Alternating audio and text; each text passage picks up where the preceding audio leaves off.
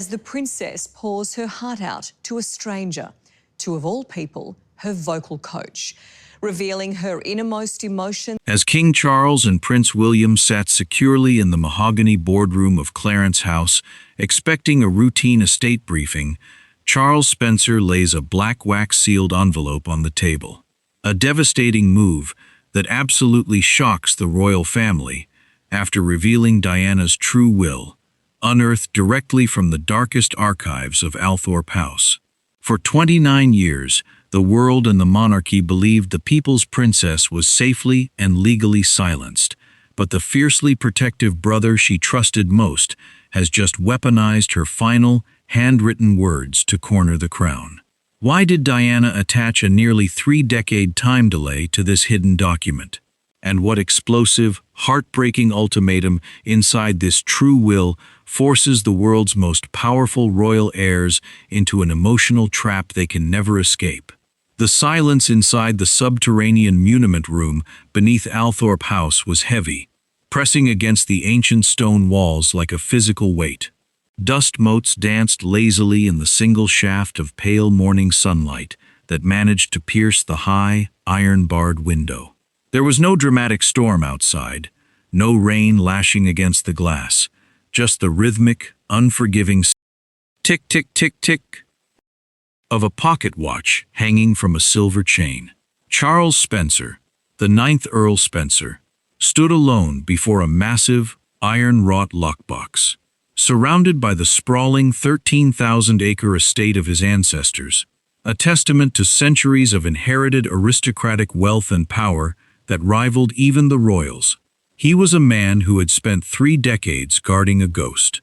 The profound toll of it was etched into the deep lines around his eyes. His thumb, moving with a nervous, unconscious rhythm, rubbed the uniquely shaped brass key attached to the end of his watch chain. He had carried this key every single day for 29 years. Today, it felt unusually cold against his skin. "My lord, the perimeter is entirely secured. No one comes down here," his chief of security had whispered respectfully at the heavy oak doors moments earlier, eyes nervously darting toward the shadows of the vault. "Make sure of it, Thomas," Charles had replied, his voice tight, lacking his usual aristocratic ease. What happens in this room today rewrites history. For nearly 3 decades, the world had been sold a neat, legally sanitized narrative. The public, the global press, and the royal family believed with absolute certainty that Princess Diana's final wishes were permanently sealed within a standard 1993 document. That official will had been executed long ago. The famous jewelry had been divided. The immense financial assets had been allocated. The firm had breathed a collective sigh of relief, confident that the volatile, unpredictable force of nature had finally been contained in death. They were entirely wrong. In a fleeting, visceral flash of memory, Charles saw her again, Diana, in the autumn of 1996, pacing his drawing room, her eyes wide with a terrifying, agonizing clarity. She had secretly flown in a notoriously ruthless Swiss trust attorney under the cover of darkness. She knew the royal machine would eventually turn its gears to seal her records, rewrite her legacy, and ultimately isolate her boys from one another. To prevent this, she circumvented British jurisdiction entirely, drafting a shadow will with an ironclad, time-delayed trigger that no reigning British monarch could legally overwrite. Charles took a slow, steadying breath and inserted the brass key into the ancient lockbox. The internal mechanism resisted for a fraction of a second before yielding with a sharp, echoing clack that made his pulse spike. He lifted the heavy iron lid. Inside, resting on a bed of faded red velvet, was a single, thick envelope. The parchment was heavily yellowed at the edges, bearing the unmistakable weight of time, but the thick black wax seal on its back remained perfectly pristine. It was stamped with the crest of the Spencer family, not the crown. This was the shadow will, the true codicil. Charles reached down and picked it up. It felt impossibly heavy. He slid the sealed envelope into the inner breast pocket of his tailored suit, resting it directly over his heart. The Rubicon had been crossed. Pulling his mobile phone from his coat, he stared at the bright screen, glaring harshly in the dim, ancient room. He navigated to a highly secure contact, a number known to very few people on the planet. He pressed dial. The line rang once, twice. "Hello, Uncle Charles." A guarded, familiar voice answered from the sprawling luxury of a California estate thousands of miles away, the tension bleeding through the transatlantic line. Charles closed his eyes, the staggering weight of history pressing down on his shoulders, and spoke. "It's time, Harry." The boardroom at Clarence House smelled of centuries-old beeswax, polished mahogany, and the silent, crushing weight of absolute authority. King Charles III sat perfectly upright at the head of the 20-foot table, the gold royal crest gleaming off his heavy signet ring as he adjusted a stack of estate documents. To his right sat Prince William, his bespoke Savile Row suit impeccably tailored, projecting the effortless wealth and untouchable status of a future monarch. They were flanked by two of the Crown's most ruthless, high-priced solicitors. It was supposed to be a mundane, 15-minute briefing regarding agricultural land taxes bordering the Althorp estate. "He is unusually late," William murmured, glancing at the platinum Patek Philippe on his wrist, a subtle edge of irritation in his voice. "Uncle Charles is rarely one to keep the Crown waiting." "Give him a moment, William," the king replied softly, taking a measured sip of Earl Grey tea from a translucent bone china cup. The Spencers have always had a flair for the dramatic. Before William could respond, the heavy double doors swung open. Charles Spencer did not wait to be announced by the equerry. He strode into the nerve center of the British monarchy, not as a deferential subject, but as a nobleman whose aristocratic bloodline predated the Windsors themselves. He did not offer the customary slight bow. He didn't even take the plush leather chair offered to him by the scrambling aides. Instead, his eyes locked directly onto William, carrying a profound, sorrowful intensity that instantly drained the warmth from the room. "Charles," the king began, attempting to maintain the diplomatic high ground. "Good of you to make the journey. Shall we address the land parcels?" "We are not here to discuss dirt, Your Majesty," Spencer replied, his voice dangerously calm. Reaching into his tailored breast pocket, Spencer withdrew the ancient, yellowed envelope. When he placed it onto the center of the polished mahogany table, the dull thud seemed to echo off the oil portraits of past kings. The thick black wax seal, stamped boldly with the Spencer crest, caught the soft chandelier light. Seeing that black wax, William physically recoiled, his spine snapping rigid as the color violently drained from his face. A visceral flash of memory slammed into the Prince of Wales. He was suddenly 15 years old again, standing in his mother's dimly lit Kensington Palace apartment. He remembered the sharp smell of burning sulfur as Diana, trembling but resolute, dripped black wax onto a hidden cache of letters. "Red wax is for the Crown's business, William," she had whispered to him in the dark, her blue eyes filled with a terrifyingly sharp clarity. "But black wax is for the truth, and they can never, ever touch the truth." He had pushed that harrowing memory away for decades, dismissing it as the tragic paranoia of her final years. He hadn't fully understood it, until this exact, horrifying second. "My lord," the lead royal solicitor interrupted, instinctively reaching across the table to confiscate the unauthorized document. "All of the late Princess of Wales's effects and final testaments are the exclusive legal property of the Crown estate. You cannot simply present undocumented materials." Spencer's hand slammed down over the envelope, his fingers hovering protectively over the wax, stopping the lawyer dead. "You cannot touch this," Spencer warned, his voice dropping to a lethal whisper that made the king completely freeze.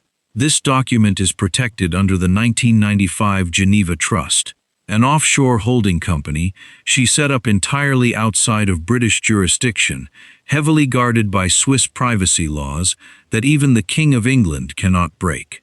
William stared at his uncle, his chest tightening as the manicured walls of his secure, carefully orchestrated royal life began to fracture. "Uncle Charles, what exactly did my mother leave in that envelope?" Spencer slowly pulled his hand back, leaving the black seal exposed like an unpinned grenade on the table. "She didn't leave you an inheritance, William. She left you an ultimatum." The crushing silence in the Clarence House boardroom stretched to its absolute breaking point, the mahogany walls suddenly feeling like a gilded cage. The lead solicitor opened his mouth to object, to fiercely cite sovereign immunity, but King Charles raised a single, trembling, manicured hand, silencing the lawyer instantly. The monarch's eyes, usually guarded and weary from the relentless crown he now wore, were fixed with a haunting dread on the yellowed envelope resting between them. "A Geneva trust," the king murmured, the words tasting like ash. "She went completely outside the firm." "She had to," Charles Spencer replied, his voice softening, dropping the hostility to let a profound, suffocating sorrow fill the room. The pacing of the confrontation slowed, allowing the agonizing reality of a long-dead mother's foresight to settle over her eldest son. Through the devastating clarity of Spencer's explanation, the veil of the past ripped open. In the freezing winter of 1996, far from the prying lenses of the British tabloids, Diana had sat in an austere, steel and glass office overlooking a frozen Lake Geneva. She was terrified, but razor-sharp. She knew her official will, the 1993 document that surrendered her assets to the Crown's executors, would be heavily sanitized, permanently sealed, and controlled by the very institution she felt was suffocating her. But more than her legacy, she fiercely feared for her boys. She saw the creeping, invisible machinery of the monarchy, slowly beginning to pit the air against the spare. "She knew exactly what this institution does to families," Spencer explained softly, his gaze anchored heavily on William, who was gripping the edge of the table so tightly his knuckles were bone white. "She anticipated the rift. She knew that one day the pressure of the crown would turn you and your brother into absolute strangers." William swallowed hard, fighting a sudden, burning tightness in his throat. The agonizing truth of his current, shattered relationship with Harry, thousands of miles away, completely estranged, hung over them like an executioner's blade. "Why now, Charles?" the king asked, his voice cracking, revealing the vulnerability of a father underneath the armor of a reigning monarch.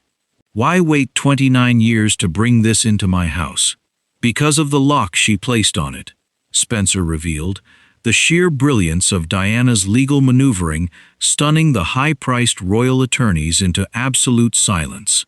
The Swiss trust had two unbreakable legal conditions for its activation. First, it could only be brought forward after the passing of Her late Majesty, Queen Elizabeth II. Spencer paused deliberately, letting the heavy weight of the Queen's passing shadow the room. "And the second condition?" William whispered, completely terrified of the answer. Spencer reached out, gently resting his fingers on the pristine black wax seal. It was only to be opened if her two sons were no longer on speaking terms. Spencer looked directly into William's devastated eyes. "She knew you would be sitting exactly in that chair, William. And she left instructions on how to bring your brother back." With a sharp, agonizing crack that severed the absolute silence of the room, Charles Spencer broke the pristine black wax. The sound seemed to violently tear through the polished mahogany walls of Clarence House, making the lead royal solicitor physically flinch. Spencer's long fingers moved with deliberate, terrifying slowness as he slid a thick sheath of folded parchment from the ancient envelope. As the paper unfurled, Prince William stopped breathing. There, across the yellowed pages in faded blue ink, was the unmistakable, sweeping, looped cursive of his mother. It wasn't typed, sterile legalese. It was a deeply personal, handwritten echo reaching out from the grave. The pacing in the room instantly accelerated. A sudden, suffocating spike of adrenaline crashing over the king and his heir. Spencer did not hand the fragile document over to the grasping lawyers. He held it up, reading aloud. The 1993 testament successfully distributed my jewelry, my public dresses, and my financial capital. Spencer read, his voice vibrating with the raw, undeniable power of the words. But this, my true will, governs the sole distribution of my intellectual and historical assets. The contents of the Geneva Trust. King Charles's complexion instantly shifted to a sickening translucent gray.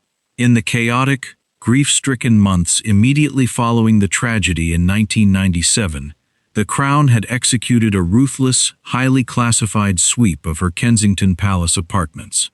Loyal aides had incinerated boxes of personal papers and journals, convinced they had permanently erased the princess's most dangerous, unvetted thoughts to protect the institution. They believed they had burned every lingering threat, but they had never known about the Swiss duplicates. The holding company, Spencer continued, his piercing gaze locking onto the terrified royal attorneys, contains the original, unedited microcassette audio tapes recorded for Andrew Morton. It contains her private, completely unredacted daily diaries from 1992 to 1997. And, most importantly, it holds 34 handwritten letters from senior members of this very family. Letters proving, unequivocally, that the firm was fully aware of her profound mistreatment and psychological torment years before they feigned absolute ignorance to the global press. William slumped back into his heavy leather chair. The devastating reality of the arsenal his mother had stockpiled hitting him like a physical blow. This wasn't merely a breach of royal protocol, it was a weapon of mass institutional destruction. If those letters saw the light of day, the carefully reconstructed public image of the modern monarchy would instantly incinerate. The historical damage would be catastrophic, permanently altering the legacy of the crown. You cannot possibly intend to release those, the king rasped, his voice barely a hollow whisper, staring at the pages in Spencer's hands as if they were laced with poison. Spencer stopped reading. Slowly, methodically, he folded the first page along its ancient creases and placed it gently onto the mahogany table. Then, he reached back into the hollow envelope and withdrew a second, much smaller sheet of paper. "I don't intend to release anything, Your Majesty," Spencer said quietly, his eyes hardening with an unbreakable resolve as he looked directly at William. That was just the leverage. This is the ultimatum. The silence in the room transformed from frantic panic into a heavy, suffocating dread. Prince William stared at the small, fragile piece of paper in Charles Spencer's hand, the air escaping his lungs in a ragged, uneven breath. The emotional roller coaster had violently shifted.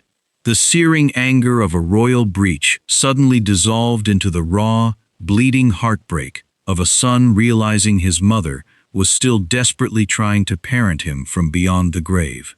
Spencer's voice grew impossibly gentle, yet every word landed with the devastating force of an earthquake. Diana knew that royal duty would eventually build an impenetrable, icy fortress around you, William. And she knew that the pressure would cause your brother to rebel, to flee as far away from this institution as he physically could. A vivid flash of cinematic memory washed over Spencer. Diana pacing the sprawling Althorp library on a stormy evening, tears streaming down her face as she mapped out this exact doomsday scenario. She had realized, with agonizing clarity, that neither royal decrees nor public pressure could ever repair a broken brotherhood. Only raw, unadulterated vulnerability could achieve that. She needed a battering ram strong enough to smash through William's institutional defenses and Harry's deep-seated pride. Her deepest, darkest secrets were the only weapon powerful enough to force their hands. The final clause of the true will, Spencer read, the ancient parchment trembling slightly in his grip. dictates that the entire cache of the Geneva Trust, the diaries, the unedited audio tapes, the damning letters, will automatically transfer into the global public domain. King Charles closed his eyes, gripping the armrests of his chair as he braced for the impact. "It is a digital dead man's switch," Spencer clarified, the ticking of his pocket watch echoing ominously. "Set to execute in exactly 48 hours. Unless what?" William demanded, his voice cracking violently. In that singular moment, he shed the polished, untouchable veneer of the Prince of Wales, leaving only the terrified, grief-stricken 15-year-old boy who had walked behind a coffin in front of the entire world. "Unless," Spencer read directly from her handwritten note, "my two boys, William and Harry, meet in the muniment room at Althorp House, together. You must break the secondary physical seal on the vault simultaneously." Spencer lowered the paper, his gaze locking William in an inescapable vice. "But there are ironclad conditions attached to the trust. You must arrive completely alone. No royal protection officers allowed inside the house. No solicitors to negotiate terms. No press secretaries to spin the narrative. And absolutely no spouses present. Just two brothers, standing exactly where you used to hide from the world before it tore you apart." The sheer, inescapable genius of the trap paralyzed the room. If the Crown's ruthless legal team tried to block the trust in a Swiss court, the delay would automatically trigger the devastating release. If William refused to swallow his immense pride and go, the monarchy's darkest sins would blanket the internet within days. The only way to save the centuries-old institution he was born to rule was to completely drop his royal armor and face the brother he had banished from his life. William stared at his trembling hands, the mahogany walls of the boardroom seemingly closing in to crush him. "Harry is in California. He won't come. He despises me." Spencer slowly slid his pocket watch back into his vest, the silver chain clinking loudly in the terrifying silence. "Oh, he's already at the tarmac, William. Because 20 minutes ago, before I walked into this room, I told him exactly what else is inside that vault." The revelation that Harry was already airborne hit Prince William with the staggering force of a physical blow, instantly shattering the carefully constructed emotional fortress he had spent years building against his younger brother. The sprawling mahogany boardroom of Clarence House suddenly felt impossibly small, the air thick with the suffocating realization that Charles Spencer was completely, ruthlessly in control. King Charles III pushed himself up from the head of the table, his gold signet ring scraping sharply against the polished wood. "Charles, you have vastly overstepped," the monarch warned, his voice trembling with a mixture of monarchical fury and deep paternal panic. "You cannot orchestrate a summit between my sons through blackmail. The optics, damn the optics, father," William shouted, his voice cracking like a gunshot in the silent room. The two high-priced royal solicitors flinched, their eyes widening in shock. It was the first time in over a decade that the Prince of Wales had completely broken royal protocol, abandoning the measured, diplomatic restraint he was famous for.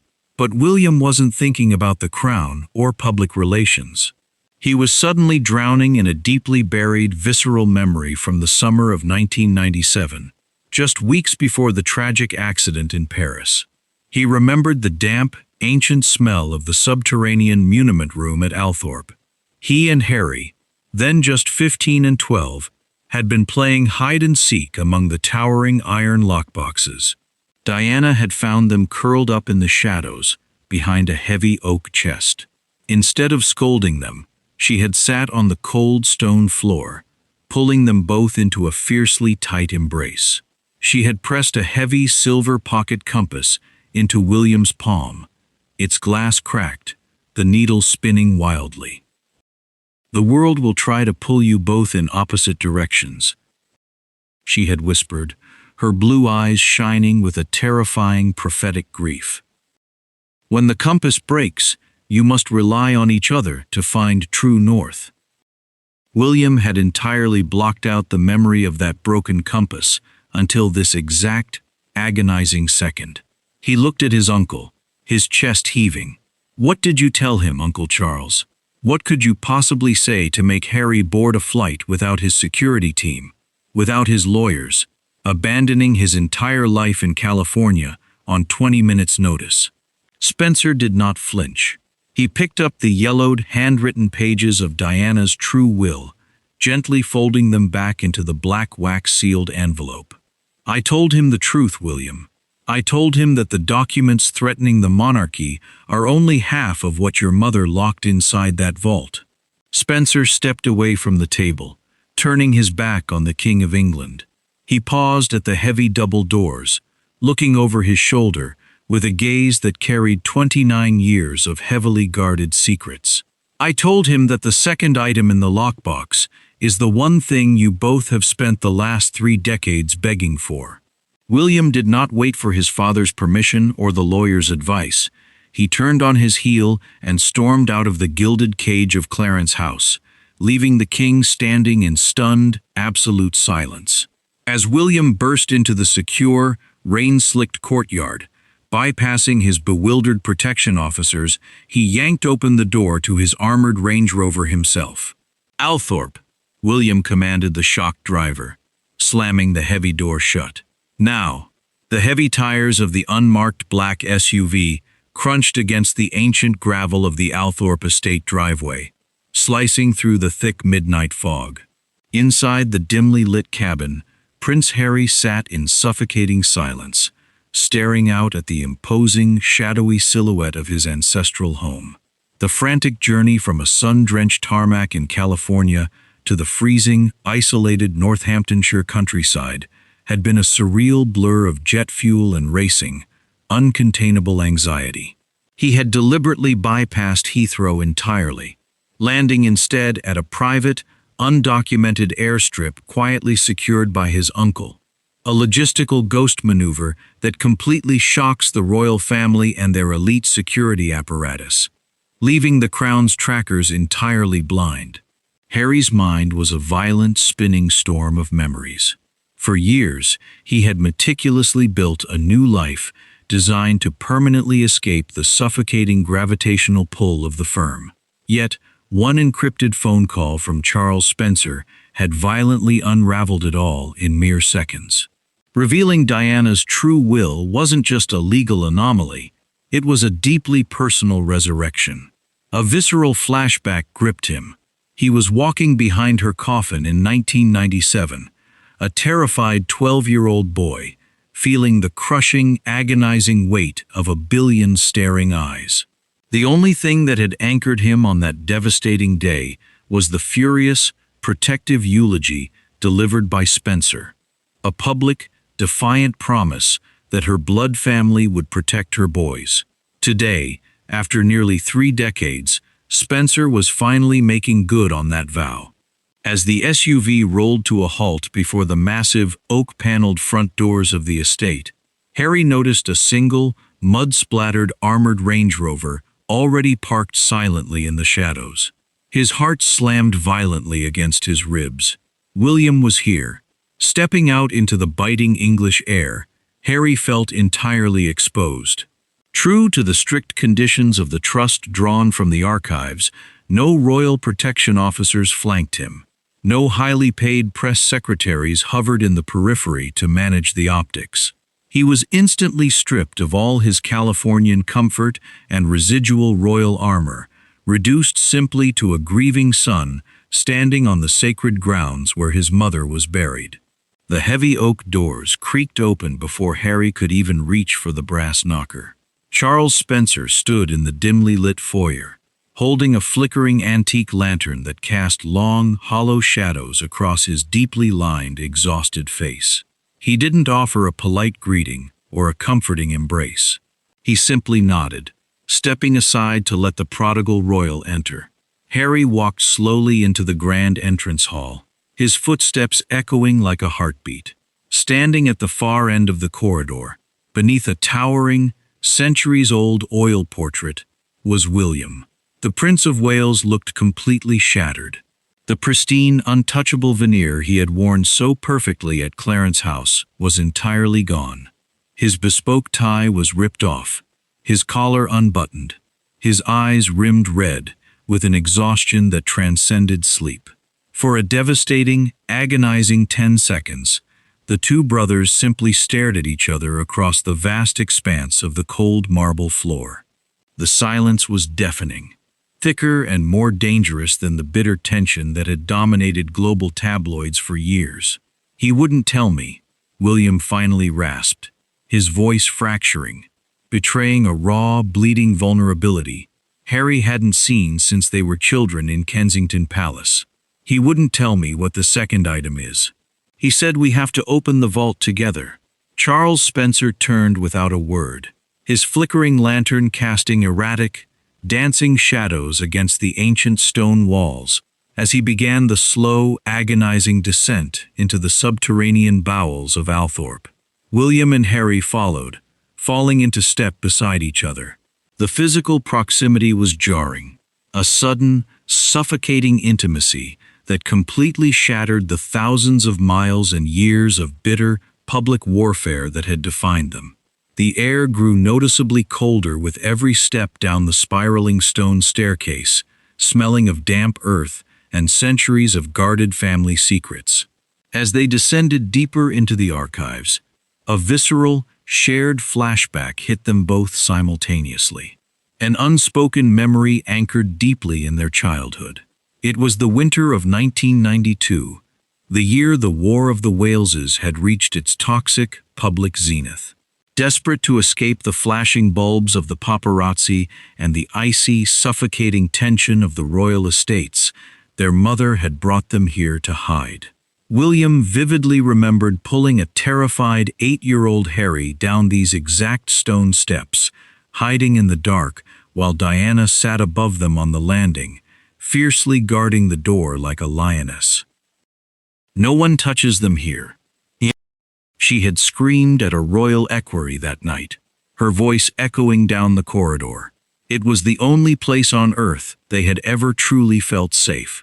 "I didn't think you would actually come," William murmured into the cold, echoing dark, breaking the deafening silence. His voice was stripped of the future king's untouchable authority, reduced to the raw, jagged tone of an exhausted older brother. Harry kept his eyes fixed on the heavy iron-bound door looming at the bottom of the stairs. "I didn't come for the crown, Willie. Or for you," he replied, his jaw clenched so tightly it ached, though his voice betrayed a deep, undeniable tremor. "I came because Uncle Charles said she left us a way out." "There is no way out of this," William fired back, a sudden spike of desperate, protective anger flaring up, the pacing of the conversation violently accelerating. "If we don't do exactly what this trust demands, the monarchy you ran away from, the institution my children will one day inherit, will be permanently destroyed by morning." "Good," Harry whispered viciously, stopping on the final step to glare at his brother, the raw heartbreak bleeding through his anger. "Maybe it needs to burn so we can finally breathe." "Enough," Spencer commanded softly, turning to face them as they entered the subterranean muniment room. He stepped aside, illuminating the massive, iron-wrought lockbox resting in the center of the room. The brass padlock had already been removed, but across the heavy iron clasp ran a thick, braided steel wire, secured by a secondary, intricate mechanical lock that required 2 separate keys to turn simultaneously. Spencer reached into his vest pocket and placed 2 small, intricately carved silver keys onto the cold stone ledge. "She had this mechanism specially forged by the Swiss Trust," Spencer explained, his voice hollowing out under the weight of the moment. "The first item, the letters, the diaries, the leverage, has had its digital countdown paused, but to access the second item, the true ultimatum, you must turn the keys together, or the box seals permanently, and the global leak triggers instantly." William and Harry stared at the 2 silver keys glinting in the lantern light. The silence stretched, pulled as tight as a piano wire. Trembling, William reached out and picked up the first key. After a devastating, agonizing heartbeat, Harry stepped forward and took the second. Standing shoulder to shoulder in the freezing dark, they inserted the keys into the ancient lock. "Together," William whispered, his eyes locked on the heavy iron lid. The dual clack of the tumblers echoed like a gunshot. The thick braided wire snapped back, and the heavy lid sprang loose. The heavy iron lid groaned against its ancient hinges, echoing like a gasp through the subterranean muniment room. As the vault finally opened, a puff of stale, freezing air, trapped since the winter of 1996, washed over Prince William and Prince Harry. For a moment, neither brother dared to look inside. The crushing weight of the monarchy, the decades of bitter tabloid warfare, and the oceans of distance between them, seemed to evaporate, leaving only two terrified boys standing in the dark. Trembling, William slowly lowered his gaze into the box. He didn't know what to expect. Perhaps more damning legal ledgers, heavily redacted royal decrees, or a final, vicious condemnation of the firm. But there were no legal documents remaining. Resting at the bottom of the lockbox, entirely dwarfed by the massive iron walls, sat a small, worn blue velvet pouch and a sleek 1990s microcassette dictaphone. A violently painful memory instantly tore through Harry's chest, dropping him straight back into the agonizing week of September 1997. After the devastating crash in Paris, a 12-year-old Harry had completely torn apart his mother's apartment at Kensington Palace. He had desperately ripped through drawers, thrown pillows across the room, and screamed at the emotionless royal aides who were systematically boxing up her life. He had been looking for a note, a letter, a final goodbye. The firm had sanitized the rooms so quickly, erasing her presence with ruthless efficiency, that Harry had begged the universe for just one final word from her.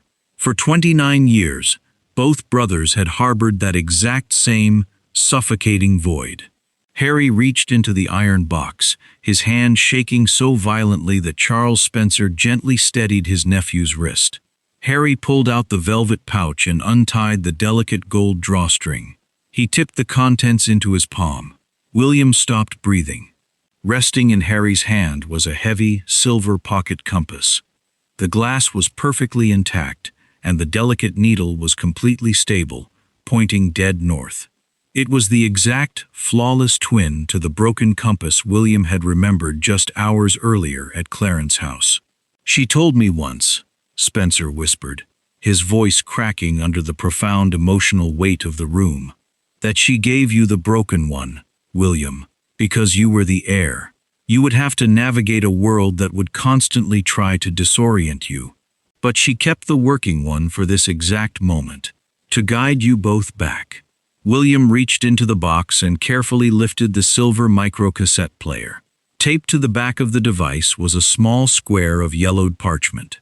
In Diana's sweeping, unmistakable blue ink were a few simple words. "Only to be played when both compasses are in the same room." The lifelong armor William had worn, the stiff upper lip, the royal duty, the anger toward his brother, shattered completely. Tears finally spilled over his eyelashes, dropping onto the cold stone floor. He looked at Harry, seeing not the exiled Duke of Sussex, but his little brother. Harry nodded, his own face wet with tears. With a trembling thumb, William pressed the mechanical play button. The ancient tape hissed with a thick, analog static for 3 agonizing seconds. Then, cutting through 29 years of silence, the unmistakable, breathless voice of the people's princess filled the vault. "My darlings," she whispered from the tape, a gentle, devastating sound that made both brothers instantly drop to their knees. "If you are hearing this, it means the worst has happened. But it also means you finally found your way back to each other." The analog static hissed through the freezing, damp air of the muniment room, but to William and Harry, it sounded like an absolute symphony. Diana's voice, unedited, breathless, and filled with a fierce, unconditional love, echoed off the ancient stone walls of the archives.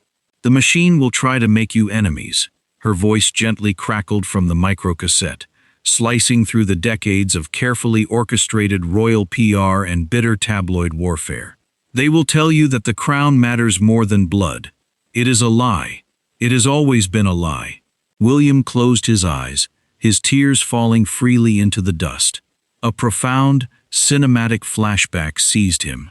He saw the endless, suffocating balcony appearances at Buckingham Palace, the cold, calculating meetings where he had slowly, tragically begun to view his own brother, not as family, but as a PR liability to the institution.